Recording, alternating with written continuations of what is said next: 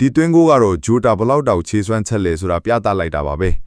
အာဆင်နယ်ဘက်ကပေးပို့မှုမာယွင်းသွားရကနေဘောလုံးကဂိုးစီအဆက်မှာရှိနေတဲ့ဂျိုတာစီတဲ့ကြလာပါတယ်သူ့ရဲ့ပထမဆုံးထီချက်ကရှေ့ကနေရာလက်ထဲကိုဖြစ်ပြီးအဲ့ဒီအချိန်မှာပဲနောက်ခံလူ3ယောက်ကသူ့ကိုပိတ်ဖို့ချက်ချင်းပြေးဝင်လာကြပါတယ်ဒါကြောင့်ဂျိုတာကလက်ဟန်ချီဟန်ပြပြီးကန်တော့မဲ့ပုံစံမျိုးဟန်ဆောင်လိုက်ပါတယ်ဒါဟာသူခင်းထားတဲ့ထောင်ချောက်ပါပဲတကယ်တမ်းကန်သွင်းမှုအစားနောက်ခံလူကိုကြော်ဖြတ်ပြီးနေရာလက်ထဲကိုလင်ခောက်ဝင်သွားတာကြောင့်ဂိုးသမားနဲ့တယောက်ချင်းအနေထားထက်သွားပါတယ်